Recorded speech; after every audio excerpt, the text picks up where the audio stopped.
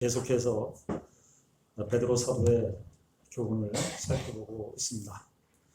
우리는 지난 시간에 4장 1절부터 6절까지의 말씀을 통해서 베드로 사도가 우리에게 한 권면을 함께 생각했습니다.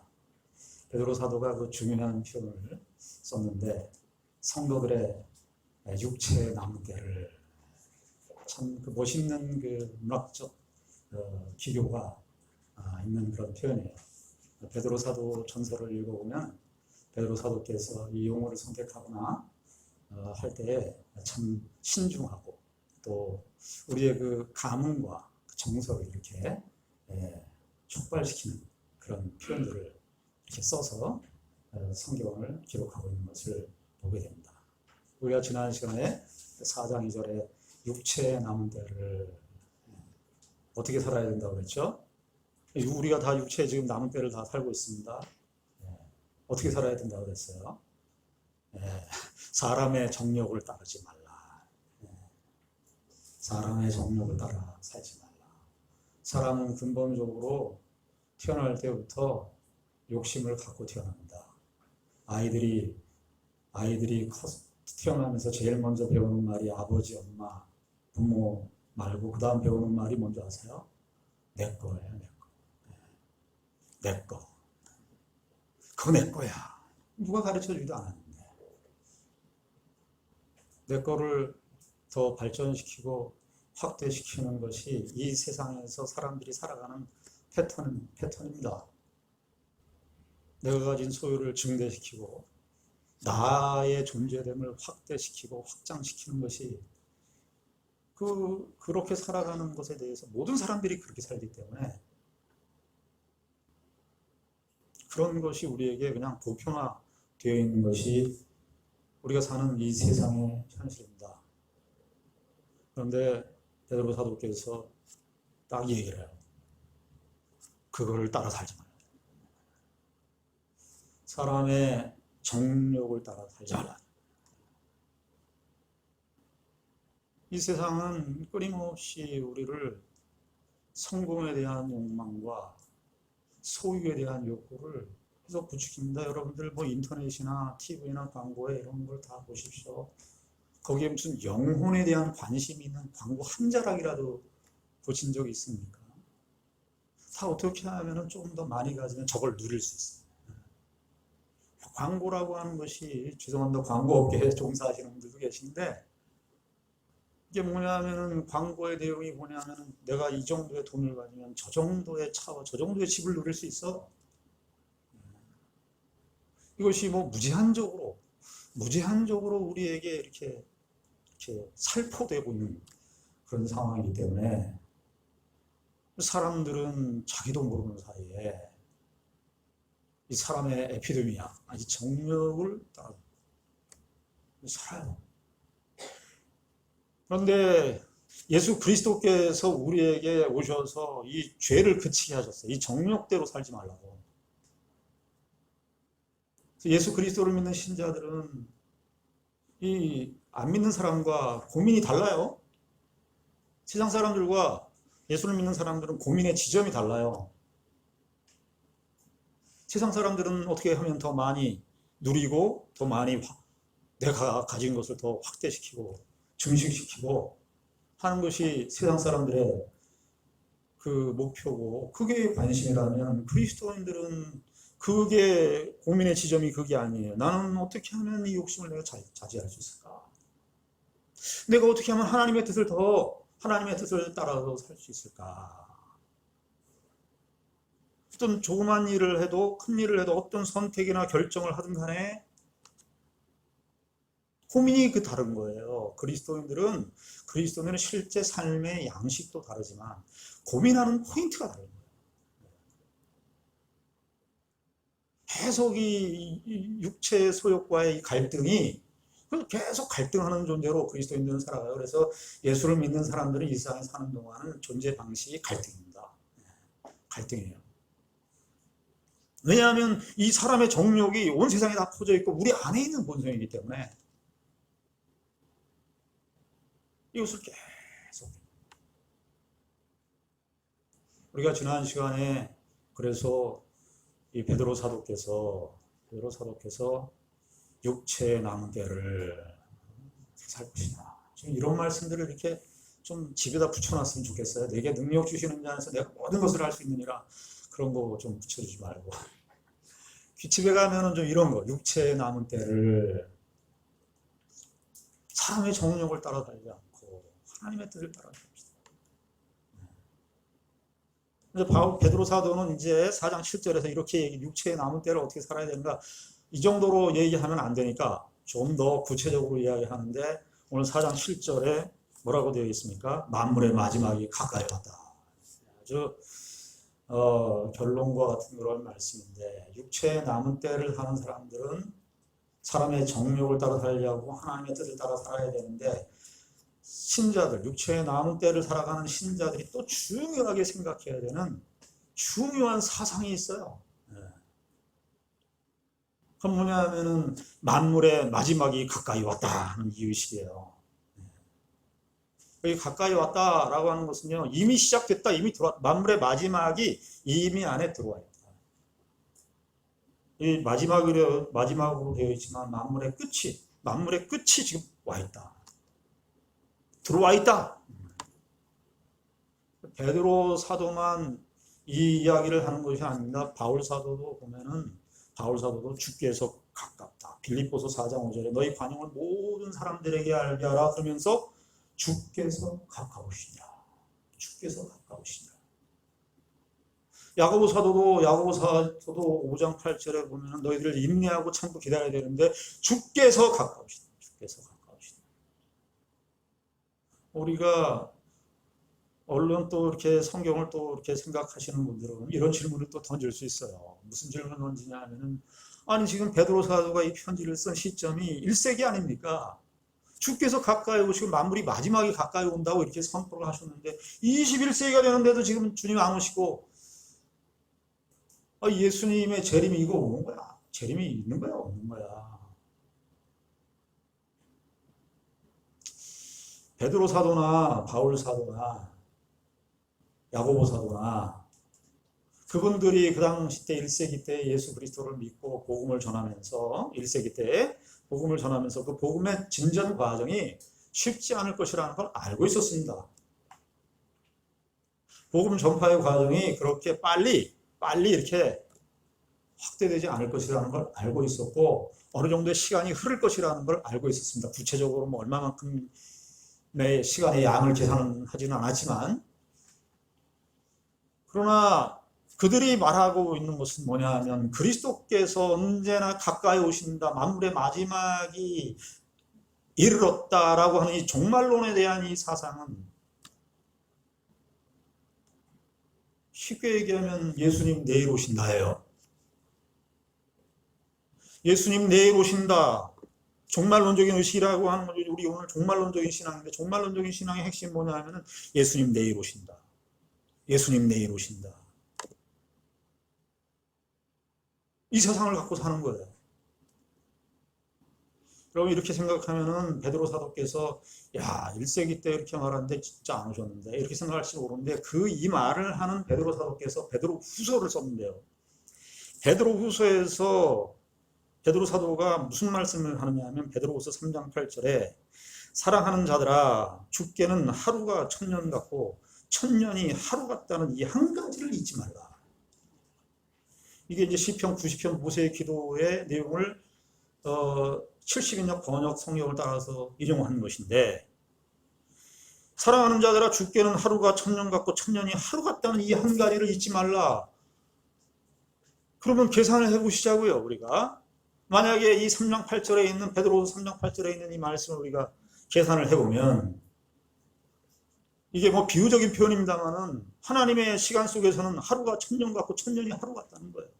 그러면 우리가 20세기, 21세기, 20세기를 살고 있는데 천년이 지나고 2000년이에요. 그러면 천년이 하루면은 2000년 지났으면 지금 베드로 사도의 그 계산법으로 하면 우리가 얼마 지난 거예요? 이틀 지난 거예요, 이틀. 우리가 성경을 읽을 때 우리의 시간, 인간의 시간만 있지 않습니다. 기독교는 시간에 관한 이야기를 할 때에 우리의 시간, 인간의 시간, 우리가 살아가는 그 시간만이 시간의 정의가 아니에요. 우리가 소위 말하는 과거, 현재, 미래는 우리 쪽에서 인간이 자신의 삶의 현재를 분석하거나 미래를 예측해야 되니까 과거, 현재, 미래라고 하는 틀 속에서 시간의 개념을 썼다면 하나님의 시간은 과거, 현재, 미래가 없습니다. 하나님은 영원한 현재세요. 영원한 현재. 이걸 영원한 현재라고 우리 초대교회 교부들이 그렇게 말씀했어요. 영원한 현재로. 그러니까 예수님은 오늘도 오시는 거예요. 예수님은 오늘도 오시고 내일도 오시고 계속 오시는 분이에요. 예수님은. 그래서 예수님을 향하여서 우리가 뭐라고 얘기하냐면 오시느니 죄송합니다. 헬라 말로 하면 호 엘쿠메노스라고 오시는 분, 오셨던 분, 오실 분 이렇게 하지 않고 오시는 분, 신약성경에 항상 오시는 분.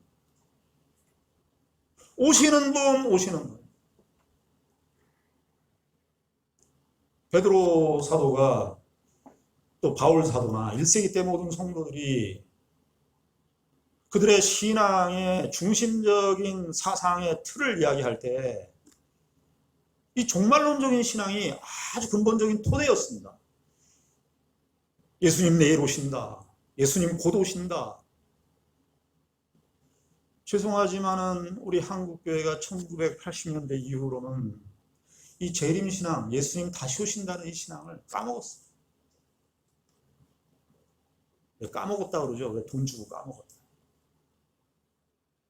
우리 어르신들, 우리 선배들이 1900년대 초반에 일제를 거치고 공산주의 그 전쟁을 거치고 그때 우리 성도들이, 우리 선배 성도들이 우리에게 물려준 고귀한 신앙의 유산이 뭐였냐면 재림신앙이었습니다.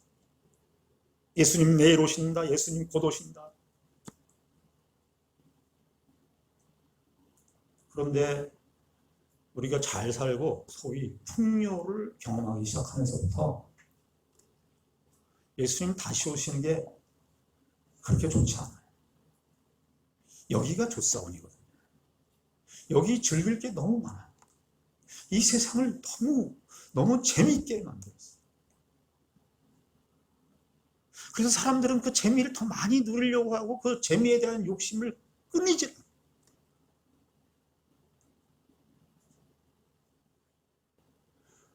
기독교 우리 한국교회가 잃어버린 가장 여러 가지 잃어버린 신앙이 많지만 그 핵심에 예수님 내일 오신다. 예수님 다시 오신다. 예수님 곧 오신다. 이게 베드로 사도가 여기 4장 7절에서 만물의 마지막이 가까웠다 이 말을 할 때 이 어법이 완료요법인데요. 이 베드로 사도가 이 편지를 쓸 때 그런 어법을 사용한 적이 없어요. 그러니까 이미 이 완료요법은 언제 쓰느냐 하면은 이미 왔는데 그것이 진행된 상태를 쓸 때 완료요법을 써요. 헬라어만의 독특한 그 표현 방식인데 이거를 딱 쓰는 거예요. 베드로 사도가 고난도 얘기하잖아요. 고난도 우리가 견뎌야 된다. 다 참고 견뎌야 된다. 이 말은 다 뭐예요? 예수님 오실 거니까. 예수님 오실 거니까. 왜 나그네라는 말을 하고 들어가죠? 우리가 베드로전서 1장에서 그러잖아요. 나그네라고 그러잖아요. 우리한테. 나그네라고 하는 것은 뭐예요? 분양이 있다는 거예요. 그런데 우리가 이 종말에 관한 이야기를 할 때 종말에 관한 교훈들을 우리가 생각할 때 우리가 염두에 둬야 될 것이 뭐냐면 이것입니다. 하나님께서 예수 그리스도를 통해서 이루시는 그 하나님의 구원 역사의 최종적 완성이 예수 그리스도의 재림입니다. 그러니까 하나님께서 이 세상을 창조하시고 아담이 타락을 했어요. 하나님께서 아브라함과 언약을 맺으시고 아브라함과 다윗의 언약을 맺으시고 하나님께서 예수 그리스도를 보내시겠다고 하는 그 약속을 쭉 이루셨어요. 그리고 예수님께서 복음서에서 예수님께서 인카네이션 성육신 하셨습니다. 성육신 하시고 죽으시고 부활하시고 승천하시고 하늘 보좌 우편에 앉아 계십니다. 그리고 성령을 보내셨어요. 그리고 지금은 성령의 시대라고 할 수 있겠습니다. 마지막 딱 하나가 나와 있는데 그게 뭐냐 하면은 예수님 오신다는 거예요. 그러니까 우리가 예수님 오신다는 거를 어떤 내용을 통해서 우리가 확신을 더 갖는 거죠? 예수님이 초임 오셨어요. 예수 그리스도를 믿는 신자들의 믿음의 근거는 여기에 토대를 두고 있는 겁니다. 내 감정이라든지 내 열심이라든지 주변에 돌아가는 현실적 상황에 우리의 믿음의 토대를 두고 있는 것이 아니라 예수 그리스도께서 이 땅에 오셨습니다. 그것이 확실하게 이 세상의 역사 속에서 예수님께서 친히 오셔서 죽으시고 부활하신 그 사건을 믿는 사람이라면 당연히 예수님의 재림도 그렇게 믿는 거예요. 예수 그리스도를 믿는다는 것은 예수 그리스도의 죽으심과 부활과 승천과 예수님 다시 오심을 믿는 겁니다. 그런데 우리가 이 재림에 대해서 생각을 할 때에 사람들이 겁을 줘요. 아마겟돈 전쟁, 심판이, 물론 심판이 있습니다. 그런데 성경에서 그런 부정적인 이야기를 할 때는 하나님을 반대하는 세력들, 이 세상에 임금 노릇을 하고 있는 그 사탄의 세력을 멸하셔야 되니까 그런 부정적인 모습들, 심판의 양상, 불이 있고 체질에 불이 날아가고 하여튼 이런 그 모습들을 성경에서 특별히 요한계시록에서 그 용과의 전쟁 이런 것들을 얼마나 살벌합니까? 그런 내용들로 이렇게 이야기를 하는데 그러나 예수 그리스도를 믿는 우리에게 있어서는 여러분 이렇게 생각하시면 됩니다. 건물을 지었는데 건물에 이제 마지막 한 공정이 남아 있어요. 건물을 정말 아름답게 다 지었어요. 기초부터 다 이렇게 지었는데 마지막 한 공정이 남아 있는 거예요. 그게 뭐냐 하니까 지붕에 슬라브를 딱 치는 건데 그 지붕에 슬라브를 치는 것이 뭐냐 하면 예수 그리스도의 재림. 우리가 그럴 때 건물이 완성될 때 그 완성된 아름다움 우리가 거기 어떻게 해요? 다 참여할 거 아니에요. 그 건물의 그 기초부터 이렇게 완성된 과정을 바라보면서 건물의 그 완성을 바라보면서 그 완성이 되는 날 우리가 기쁨으로 우리가 찬송가도 불렀습니다. 180장 하나님의 나팔소리 천지진동할 때 예수 영광 중에 구름 타고 오실 때 나의 이름을 부르는 그날 그때가 하나님의 교회와 성도들이 누리는 최고의 기쁨이 아직 남아있어요. 절정의 기쁨이 남아있습니다. 성도의 가장 복된 상태가 아직도 남아있어요. 그때를 염두에 두고 있는 겁니다. 베드로 사도는 만물의 마지막이 가까이 왔으니 그러면서 뭐라 그럽니까? 여러분들 만약에 예수님 내일 오신다 그러면 오늘 뭘 하시겠어요? 예수님 만약에 내일 오신다 그러면 뭘 하시겠습니까? 교회 와서 기도한다. 옛날에 어느 목사님이 제가 어렸을 때 교인들을 겁주려고 예수님 다시 오실 때는 수요일 날 3일 예배 때 비 억수로 쏟아질 때 그때 예수님 오실 거다. 왜냐하면 그때 교인들이 잘 안 올 거니까. 아주 예수님의 그 은혜로우심을 자기 식으로 목사님들이 교인들 겁주려고 수요일 날 교회 안 나오면 안 된다. 이런 겁주려고 그런 식으로 표현을 했는데 수요일 날 교회 나오셔야 돼요. 나올 수 있으면 나오셔야 되고 근데 목사님이 겁을 주려고 그러지는 않을 것 같아요. 뭐 하시겠습니까? 오늘 베드로 사도는 한마디로 얘기하면 하던 거 해요. 하던 거 해. 그리스도인들이 하던 게 뭐예요? 그리스도인들이 우리가 하는 게 뭐죠? 우리 교회에 와서 하는 게 뭐예요? 여러분들 와서 기도해요. 기도. 그래서 여기 7절에 보니까 만물의 마지막이 가까이 왔으니 그러므로 너희는 정신을 차리고 근신하여 어떻게 해라? 기도해라. 이거 기도해라가 늘 하는 거예요. 그리스도인들은 뭐 하는 사람이냐면요. 기도하는 사람입니다. 기도하는 사람. 왜냐하면은 기도라고 하는 것은 믿음의 표현이에요. 내가 하나님을 믿는다. 내가 하나님께 아랜다, 하나님과 교제한다 그럴 때 이게 믿음인데, 하나님을 안다, 하나님을 믿는다 그럴 때 그 구체적인 양식이 뭐냐면 기도예요. 기도. 기도라고 하는 것은 내가 그 대상이 있잖아. 그 하나님을 내가 알고 내가 하나님을 믿으니까 하나님을 믿는 신자의 제1차적인 반응은 기도. 그래서 기도는 그리스도인들이 뭐 마지막 날이라서 기도하는 게 아니라 기도는 늘 해왔어. 늘 하던 거 하는 거야. 하던 거. 신자들이 하던 거를 안 해요. 하던 거를. 자기의 신앙생활을 체크할 때 여러분들 운동선수도 마찬가지입니다. 운동선수들이 슬럼프에 빠질 때가 있어요. 슬럼프에 빠질 때 어떻게 합니까? 야구선수나 축구선수들이 슬럼프에 빠질 때가 있어요. 타율이 안 나오고 플레이가 제대로 안 될 때. 제일 핵심은 뭐냐면 기본으로 돌아가는 거예요. 기본으로. 내가 공을 제대로 보고 있는가? 나 힘주면서 배트를 휘두르는 거 아닌가? 제일 기초로 돌아가는 거예요. 우리의 신앙생활을 전반을 다 점검해 볼 때, 여러분 기도하십니까?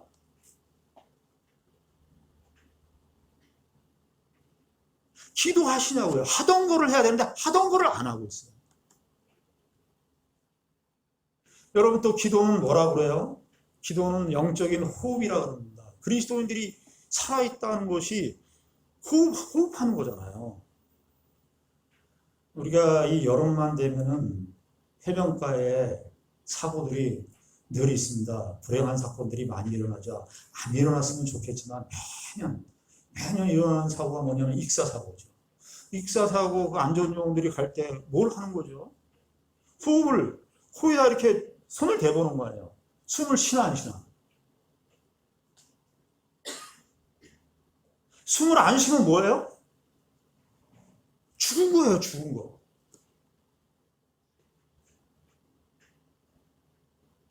여러분들, 우리 교회 신앙생활 하면서 저와 여러분들이 말이죠. 기도 생활을 어떻게 하느냐 생각 좀 해보셨어요?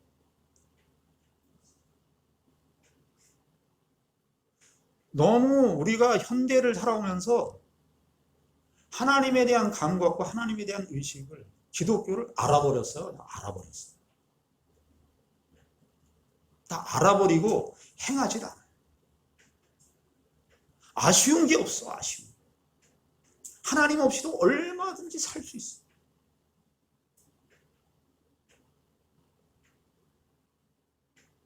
그러다가 어느 날 갑자기 불행이 닥쳐.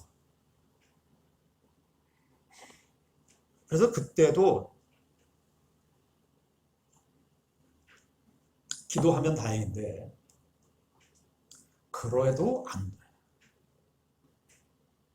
여러분, 기도는요 노동입니다. 노동. 나 기도해야지. 기도하고 싶어. 기도해야지. 기도에 관한 책도 읽고 기도에 관한 서적도 읽고 요즘에 유튜브 많으니까 기도에 관한 그 내용들, 간증들 다 듣고 기도 안 하는 거 아니에요. 기도에 대한 책 읽는다고 기도하는 겁니까? 그런데 오늘 베드로 사도는 기도하는 정도뿐만이 아니라 기도를 하는데 어떻게 하라 그래요? 정신을 차리고 근신해서. 그러니까 기도를 안 하는 사람들한테는 이건 다 의미가 없는 표현이에요. 근데 베드로 사도는 우리에게 뭘 요구하냐 하면은 정신을 이게 차리고 이렇게 됐지만 이게 명령형이에요. 정신을 차려라, 근신해라, 그리고 기도해라. 그러니까 기도를 위해서 정신을 차리고 근신해라. 기도를 얼마나 소중하게 생각했으면 정신을 차리고 근신하는 목적이 기도예요. 원래 헬라 말로는 그렇게 되어 있어요. 기도를 위해서 정신을 차리고 근신해라. 우리가 기도 생각할 때 여러분들 기도하면 막 방언하고 막 이렇게 열정적으로 막 기도하는 그런 상상들이 우리 한국 교회 안에 이렇게 많이 팽배해 있는데, 오늘 베드로 사도의 그 경우는 그거하고 다르죠. 매우 이성적이에요. 매우 냉철한 거예요. 정신을 차려서 막 눈이 휘가닥 뒤집어져 가지고 하는 게 아니라 똑바로 뜨고 내 현실을 제대로 직시하고, 나 하나님 없이 살 수 없으니까 내 힘으로 살지 않게 해달라고. 하나님, 제가 지혜가 부족하니까 하나님 저에게 지혜를 주십시오.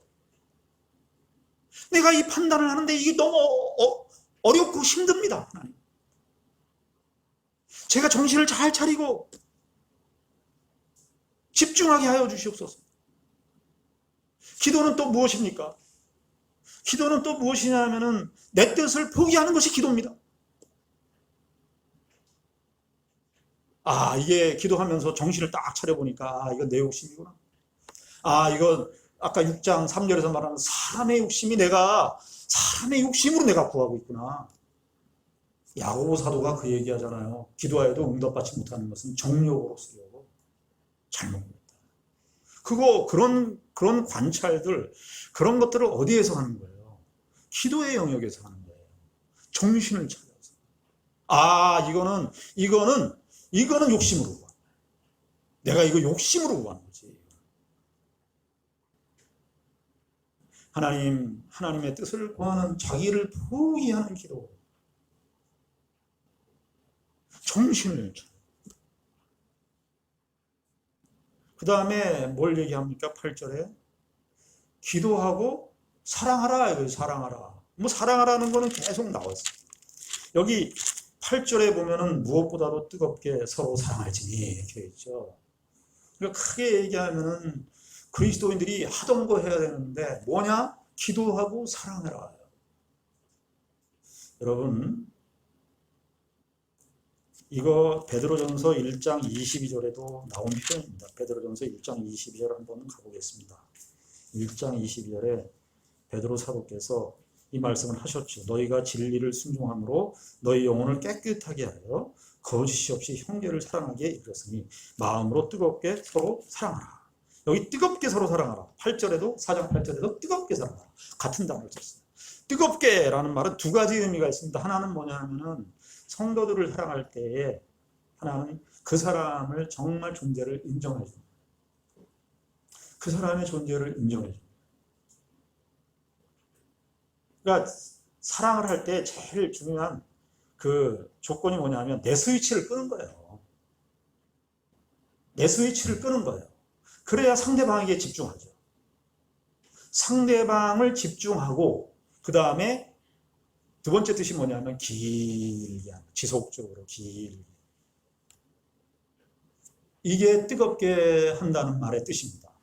우린 사랑을 순간적으로 할 수 있어요. 근데 문제는 지속적으로가 안 되는 거죠. 지속적으로가. 지속적으로 하셔야 됩니다. 사랑의 반대말이 여러 뜻이 있습니다. 사랑의 반대말이 무관심이다 이런 뜻도 있지만, 사랑의 반대말이 뭔지 아십니까? 오늘 본문에 의하면 사랑했다. 사랑했다. 한때 사랑했다. 이게 사랑의 반대말이에요. 사랑은 계속하는 거예요. 계속. 그러니까 여기서도 그리스도인들이 세상 사람들도 사랑을 이야기해요. 세상 사람들도 사랑을 이야기합니다. 그러나 그리스도인의 고민의 지점이 다른 것은 바로 이 부분이에요. 지속적으로 해야 된다. 사랑하다 실패하고, 우리가 인간관계에서 여러 가지 실패가 있을 수 있지만 또 사랑, 또 사랑해, 또 해야 돼, 또 그 사람 만나야 돼, 또 그 상황을 겪어야 돼, 또 해야 돼. 그러는 중에 주께서 나에게 은혜를 주셔서 내가 정말 그리스도와 함께 십자가에 못 박혀 죽는다는 그 사실이 무엇인지가 우리의 현실 속에서 드러나요. 우리가 그 훈련을 받지 않으면 우리의 죄성은 발견될 수가 없어요. 여러분들이 가장 싫어하는 거 있죠? 난 이거 생각만 해도 나는 그냥 이 생각만 하면 나는 진저리가 나. 그거 해야 돼요. 그게 뜨겁게 사랑하라요.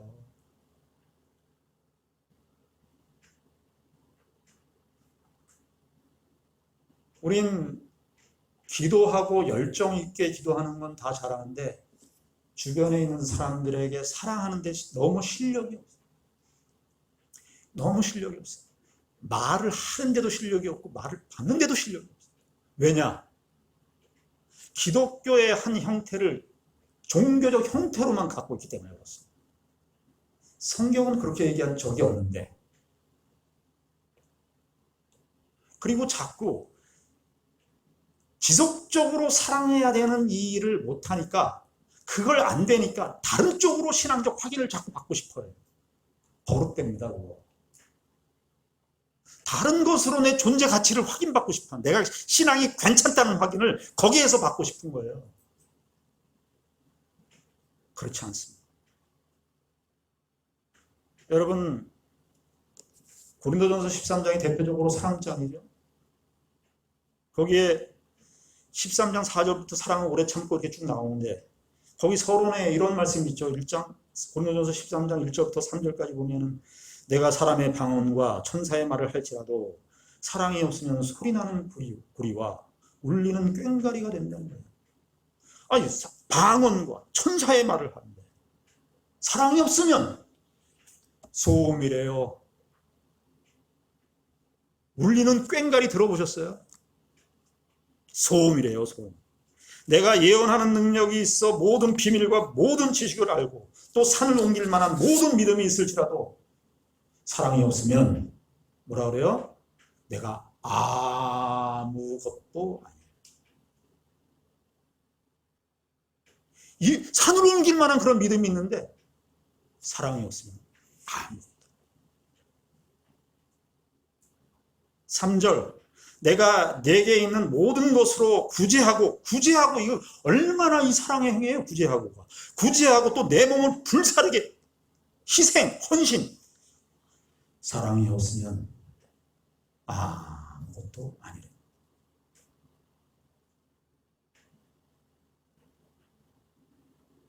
이것이 그리스도인들이 종말을 살아가는 데 있어서 그리스도인들이 가져야 되는 태도입니다. 사랑은 지속적으로 할 수 있는 것이 우리 안에 없습니다. 우리는 우리의 육체의 본성이 이기적인 대로 기울어져 있기 때문에 우리 힘으로 할 수가 없어요. 그래서 기도하라는 것이고, 그래서 기도하고 사랑이라는 말이 같이 나오는 거예요. 그 은혜를 구하라. 주님, 나는 안 됩니다.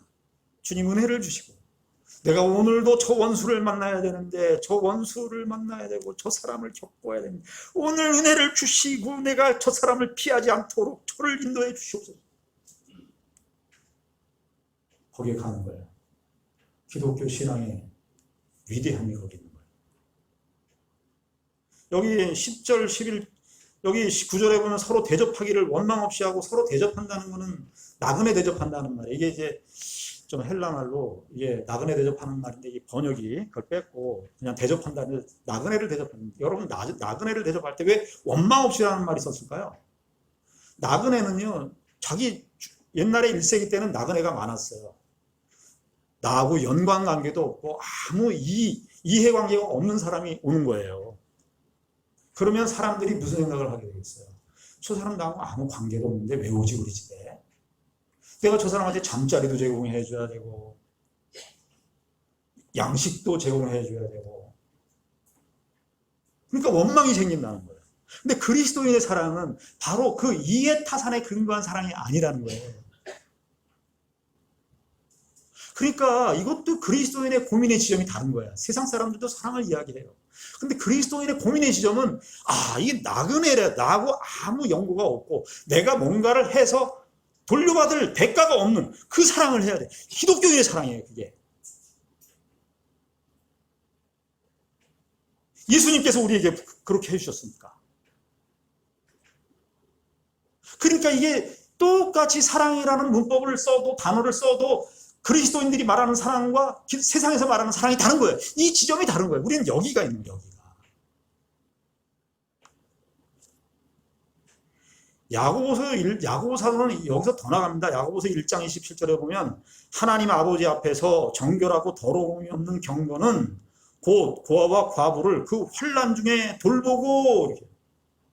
아니, 고아와 고아와 과부를 그냥 평상시에 돌보는 것도 우리가 잘 거기에 안테나가 안 가는데 환난 중에 있어요. 환난 중에. 그러니까 환난 중에 고아와 과부니까 그 대가나 어떤 보상을 기대할 수 없는 그 조건 속에. 근데 그것이 기독교의 사랑이 있는 지점이라는 거예요.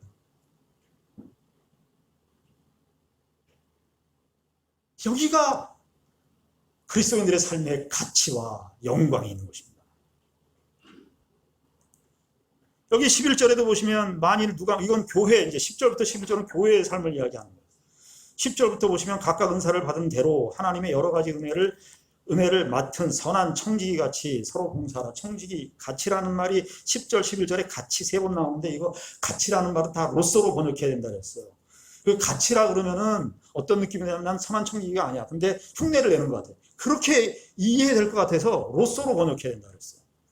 그래서 각각 은사를 받은 대로 하나님의 여러 가지 은혜를 맡은 선한 청지기로서 바울 사도는 교회를 이야기할 때 몸으로 비유했습니다만은 베드로 사도는 교회를 이야기할 때 집으로 이야기합니다. 집으로. 여기서 그 청지기라고 하는 것은 주인이 있어요. 따로. 주인의 일꾼이에요. 주인의 일꾼. 청지기가 누리고 혜택받고 청지기가 행사하는 모든 권한은 다 누구 것이에요? 주인의 것이에요. 집은 누가 주인이에요? 하나님이 주인이죠. 고린도서에서 우리가 주께로부터 다 받은 것인데 너희들 주께로부터 받지 않은 것처럼 왜 자랑하냐? 그래. 자랑은 뭐예요? 내가 했다. 내 거니까 자랑해.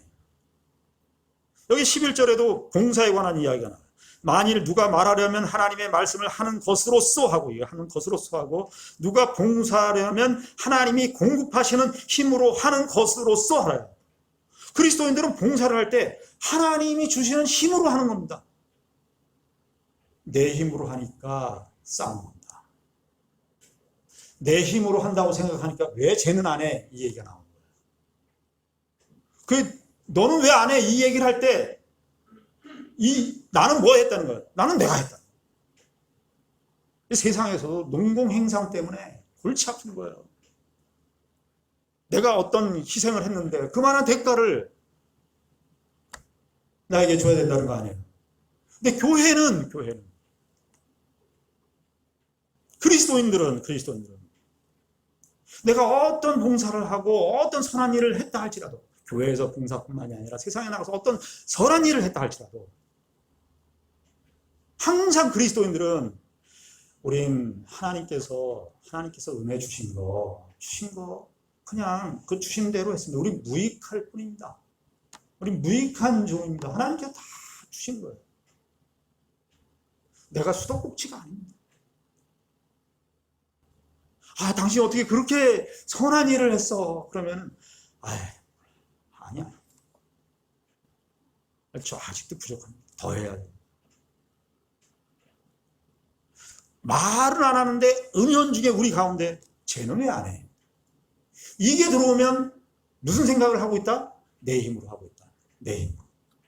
그러니까 기독교인들이 이 세상 사람들 봉사하고 성실하게 다 하죠. 기독교인들이 고민하는 지점이 여기가 다르다고요. 이것 때문에 고민하는 거예요. 이게 또 내가 했다고 이러는 거예요. 그리스도의 은혜를 헛되게 한 것입니다. 그러니까 11절의 결론이 뭐예요? 11절에 보면 이렇게 이제 그리스도인의 종말론적인 삶을 대하는 그리스도인들의 삶을 이야기하고서 11절 마지막 부분에 이 독설론이라 그러는데 성령이 나오는데 이는 범사에 예수 그리스도로 말미암아 하나님이 영광을 받으시게 하려 함이니 그에게 영광과 권능이 세세에 무궁하도록 있느니라. 아멘.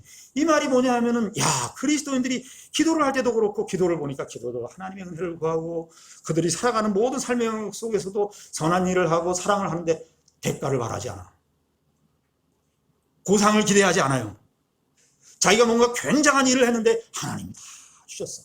그런데 보니까 그 일이 가능하게 된 것은 표면적인 말씀은 이렇게 표면이 이렇게 돼 있지만 그 속에 우리의 영혼의 변화가 예수 그리스도로 말미암아 우리에게 일어났다는 사실을 보여주고 있는 거예요. 그래서 이 모든 일이 예수 그리스도로 말미암아 하나님이 영광을 받으시게 하려 합니다. 그에게 영광과 권능이 세세에 무궁하도록 있어집니다. 그리스도인들의 모임, 그리스도인들의 공동체는 바로 이 영혼의 변화가 우리 가운데 일어나서 하나님이 그러니까 이걸 영광 받으신대요. 교회가 얼마나 크냐, 얼마나 치장을 하느냐, 이 영광이 아니라 그리스도의 변화된 모습이 그리스도로 말미암아 그 은혜로 접촉된 변화된 모습이 삶의 모습으로 드러날 때 그것이 하나님께 영원토록 무궁한 영광을 돌리는 것이라, 그렇게 말씀하고 있는 것입니다. 저와 여러분들이 우리가 이 베드로 사도의 교훈을 날마다 이 교훈의 의도를 잘 의식하고 우리가 육체에 남은 날들을 무엇을 위해서 살 것인가, 어떻게 살 것인가 다시 한번 도전을 받으시는 점검하시는 귀한 은혜가 있기를 바랍니다. 기도하겠습니다.